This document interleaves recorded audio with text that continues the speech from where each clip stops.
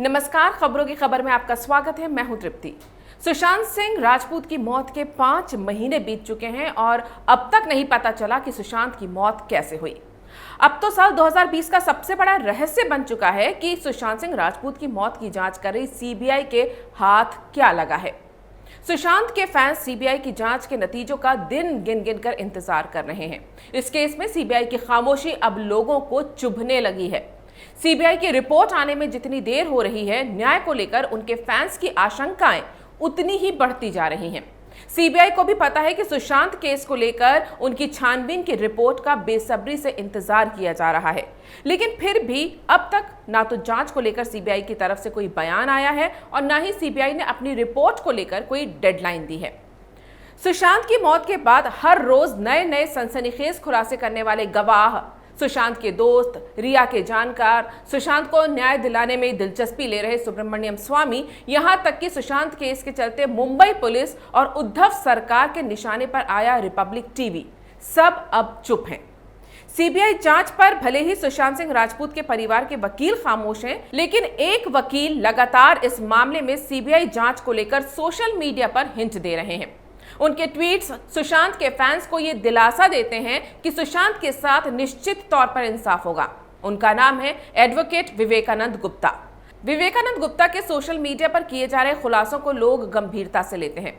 उसकी बड़ी वजह यह है कि वो एक वकील हैं और उन आखिरी लोगों में से हैं जिन्होंने सीबीआई के सामने सुशांत केस में अपना बयान दर्ज करवाया था। 28 अक्टूबर को ट्वीट करके उन्होंने खुद ये जानकारी दी थी।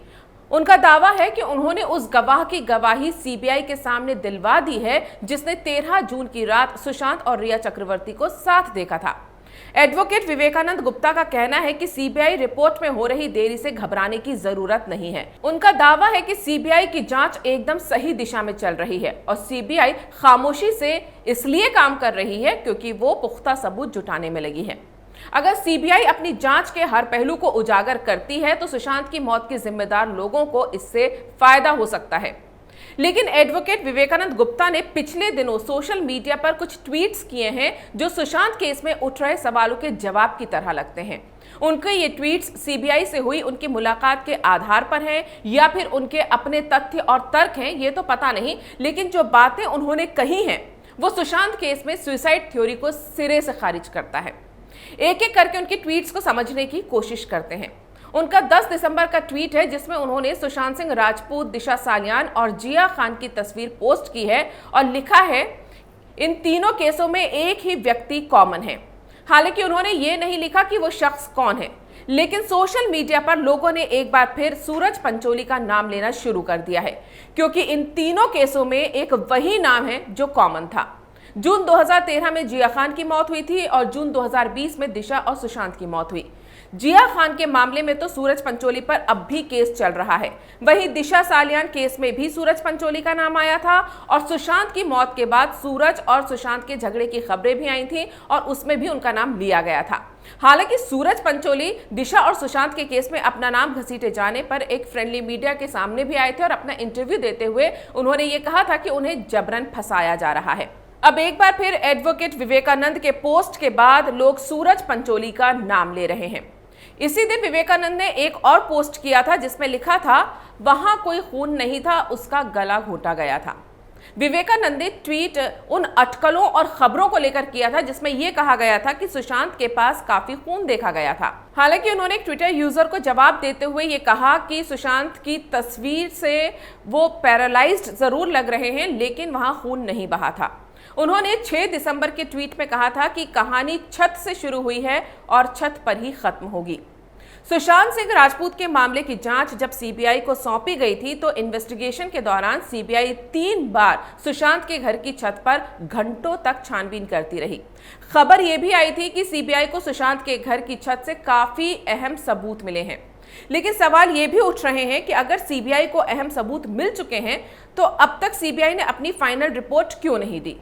इसी का जवाब देते हुए विवेकानंद ने ट्वीट किया था कि बेनिफिट ऑफ डाउट, आरोपी बच सकता है क्योंकि प्रोसिक्यूशन के पास डिजिटल और परिस्थितिजन्य साक्ष्य या आई विटनेस के अलावा कुछ नहीं है, सब कुछ नष्ट कर दिया गया है। इसलिए धैर्य रखें। दरअसल जब जांच सीबीआई को सौंपी गई थी तब सुशांत सिंह राजपूत के घर की सफाई कर दी गई थी, घर पेंट हो चुका था और फर्नीचर हटाया जा चुका था, जबकि ये मुंबई पुलिस की जिम्मेदारी थी कि उसे क्राइम सीन को तब तक सील करके रखना चाहिए था जब तक कि जांच पूरी नहीं हो जाती। लेकिन मुंबई पुलिस ने ऐसा क्यों किया, ये भी अब तक एक राज ही है। सुशांत केस में पोस्टमार्टम को लेकर भी विवेकानंद ने एक सनसनीखेज ट्वीट किया था। उन्होंने लिखा था, एक और सुसाइड टेंडेंसी की बॉडी देर शाम एम्बुलेंस से लाई गई थी, इसीलिए पोस्टमार्टम सूरज डूबने के बाद किया गया, सब कुछ वेल प्लान्ड था। यहां उन्होंने बड़ा सवाल खड़ा किया है कि क्या वाकई सुशांत की बॉडी का ही पोस्टमार्टम हुआ था या फिर किसी और की बॉडी का। कहीं सुशांत के नाम पर दूसरी बॉडी की पोस्टमार्टम रिपोर्ट तो नहीं सौंप दी गई।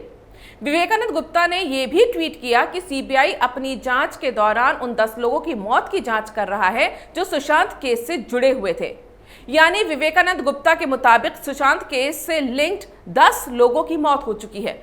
अगर ये सच है तो ये वाकई काफी हैरान करने वाला सच है। दरअसल एडवोकेट विवेकानंद गुप्ता के ट्वीट्स पर बात इसलिए हो रही है क्योंकि सीबीआई की जांच के एंगल को लेकर अब भी सस्पेंस बना हुआ है।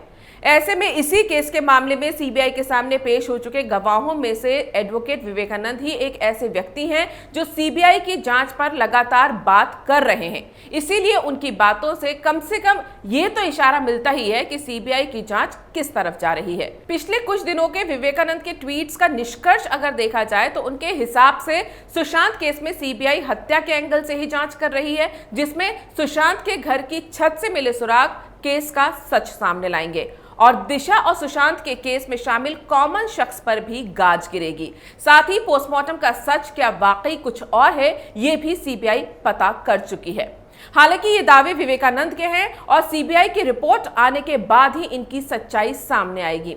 वहीं सुशांत केस में सबसे तेजी से कार्रवाई करने वाली एनसीबी ये क्यों कह रही है कि सुशांत केस में उसकी जांच पूरी हो चुकी है। दरअसल एनसीबी ने सुशांत केस में रिया चक्रवर्ती और शोविक को गिरफ्तार किया था। रिया ने फ्रेंडली मीडिया को दिए इंटरव्यू में यह कहा था कि सुशांत सिंह राजपूत ड्रग्स लेते थे और इसी के बाद ड्रग एंगल पर जांच शुरू हुई थी और सुशांत केस में एनसीबी की एंट्री हुई थी।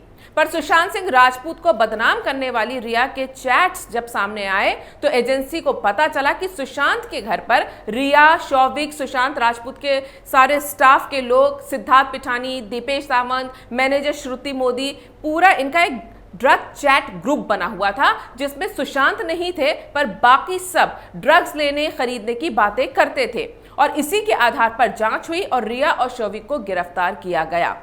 इस बीच में आपको यह भी बता दूं कि जो बॉलीवुड के हिपोक्रेट टुचपुंजिया लोग ये बातें कर रहे हैं कि रिया को टारगेट किया गया, तो ये ड्रग का सारा एंगल रिया ने ही शुरू किया था सुशांत को बदनाम कराने के लिए और उसी के बाद रिया खुद उसमें फंस गई थी। तो इसलिए रिया को कोई टारगेट नहीं कर रहा था, रिया के खुद के कर्म ऐसे थे कि वो टारगेट हो गई और इन पर ड्रग्स लेने और सप्लाई करने के आरोप लगे थे।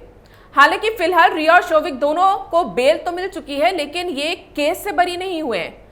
हो सकता है कि आने वाले दिनों में रिया और शोविक की मुश्किलें कम होने के बजाय बढ़ जाएं, क्योंकि एनसीबी ने रिया चक्रवर्ती के जरिए सुशांत के घर तक ड्रग पहुंचाने वाले रैकेट की पूरी चेन का पता लगा लिया है। 2 दिन पहले रीगल महाकाल नाम के ड्रग सप्लायर की गिरफ्तारी के बाद एनसीबी ने साफ कर दिया था कि सुशांत केस में रिया और शोविक तक ड्रग सप्लाई की पूरी चेन का पता लगा लिया गया है।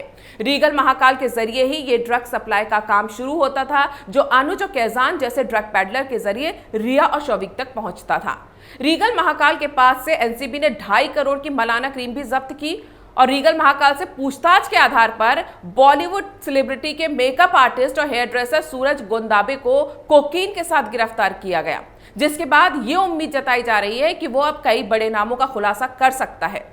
हालांकि एनसीबी की इस कार्रवाई से यह साबित नहीं होता कि सुशांत सिंह राजपूत ड्रग्स लेते थे, लेकिन यह साबित हो गया है कि रिया और शोविक ड्रग पैडलर से सुशांत के घर पर ड्रग्स मंगवाते थे। अब ड्रग्स का या ड्रग्स माफिया का सुशांत की मौत से कोई रिश्ता है या नहीं, ये सीबीआई की जांच में ही पता चलेगा।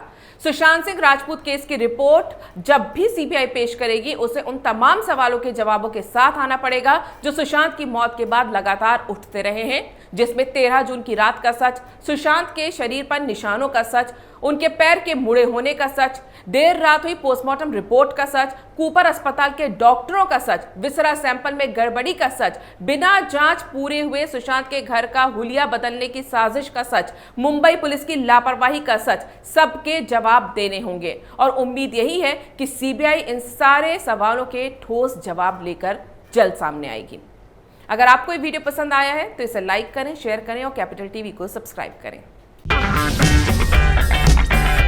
अगर आपको हमारा वीडियो पसंद आया हो तो इसे लाइक करें, हमारे चैनल को सब्सक्राइब करें और हाँ, बेल आइकन दबाना ना भूलें ताकि आप तक हमारे वीडियो की नोटिफिकेशन पहुंचती रहे।